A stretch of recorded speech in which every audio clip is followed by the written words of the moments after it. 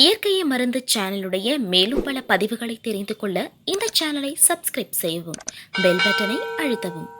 மேலும் மருத்துவரின் ஆலோசனை பெற இந்த வீடியோவில் உள்ள எண்ணிற்கு தொடர்பு கொள்ளவும். இயற்கை மருந்து நேயர்களுக்கு வணக்கம். நம்முடைய அருகில் பாரம்பரிய சித்த வைத்தியர் மதிப்புக்குரிய வெண்டசையா இருக்காரு. இன்றைக்கி யானை நெரிஞ்சல் மூலிகையிலேருந்து அற்புதமான தகவல் சொல்கிறார். அது என்னன்றதை இந்த வீடியோவில் பார்க்கலாம் வாங்க. ஐயா வணக்கம் ஐயா. வணக்கம் ஐயா. என்னுடைய கையில் யானை நெரிஞ்சல் கொடுத்துருக்கீங்க. ஆமாம் ஐயா. சொல்லுங்கள் ஐயா, இதிலேருந்து மக்கள் தேவையான தகவல் என்ன? இதை வந்து பெருநெரிஞ்சல், யானை நெரிஞ்சல்னு சொல்லுவாங்க, பெருநெரிஞ்சல்னு சொல்லுவாங்க. சிறுநெரிஞ்சல் பார்த்தீங்கன்னா அந்த 5 முள் இருக்கும் அந்த காயில்.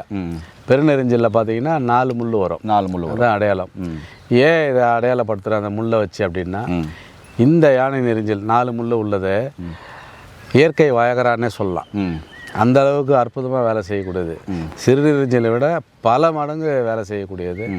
இந்த விந்தணுக்கள் எண்ணிக்கையை அபரிவிதமாக கூட்டும். ஃபெர்டிலிட்டி ப்ராப்ளத்தை சரி பண்ணோம், ஆண்களுக்கான ஃபெர்டிலிட்டி ப்ராப்ளம். மற்றபடி இது பித்தப்பை கல், சிறுநீரக கல், சிறுநீரகம் சார்ந்த பிரச்சனைகள் எதுவாக இருந்தாலும் சரி பண்ணோம். அந்தளவுக்கு வேலை செய்யும். யூடிஐ ப்ராப்ளம் எல்லாத்தையும் சரி பண்ணோம்.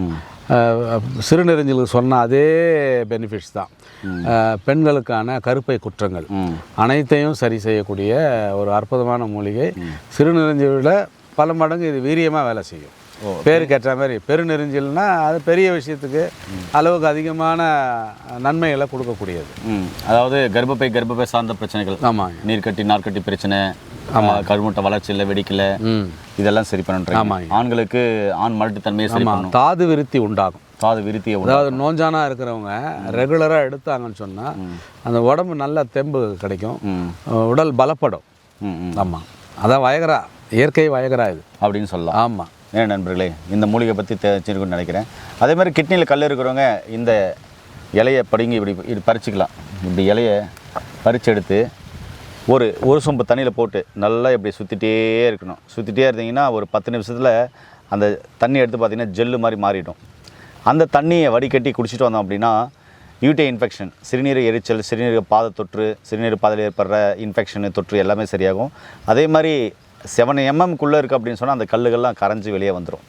சரிங்களா? இது நிறைய பேருக்கு கொடுத்துருக்கோம். நிறைய அனுபவமான மருந்து. வெள்ளைப்படுது சம்பந்தமான பிரச்சனை உள்ளவங்க சாப்பிட்லாம். உடல் குளிர்ச்சி உள்ளவங்க, அதாவது உடல் குளிர்ச்சி ஆகணும், உடம்பு உஷ்ணமாக இருக்குன்றவங்க சாப்பிட்லாம். எத்தனை முறை எடுக்கலாம்? சரியான வரை எடுங்க. இது மாதிரி தகவல் தெரிஞ்சுக்கொள்ள நம்முடைய சேனலை சப்ஸ்கிரைப் பண்ணுங்கள். மீண்டும் இன்னொரு அருமையான பதிவு சந்திக்கலாம். நன்றி, வணக்கம். வணக்கம் ஐயா. வணக்கம் ஐயா.